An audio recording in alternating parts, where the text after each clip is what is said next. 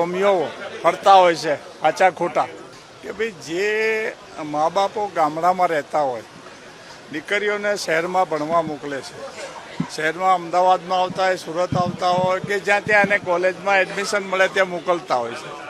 પછી ઘણા જે રોમિયો ફરતા હોય છે આચા ખોટા, જે ખરેખર પોતે પોતાના ધંધોય ન કરતા હોય, કાં તો માગીને ગાડી લઈને ફરતા હોય અને આ દીકરીઓને ફસાવી અને જે લગ્ન કરે છે ભગાડીને, એના અનુસંધાનમાં અમે સરકારમાં રજૂઆત કરી. ગઈકાલે મુખ્યમંત્રી ભૂપેન્દ્રભાઈને કરી છે અને આજે ગૃહમંત્રી સાહેબને અને ડેપ્યુટી સીએમને પણ રજૂઆત કરી. આ મા બાપની સંમતિ લેવી જરૂરી છે. કોઈ પણ દીકરી, જ્યારે દીકરી 20 વર્ષ 25 વર્ષ એને પાળીને મોટી કરી હોય અને પછી ગમે ત્યાં ભાગી જાય અને પછી જ્યારે પોલીસમાં ફરિયાદ થાય, પોલીસમાં મળવાનું થાય તો હું ઓળખતી નથી.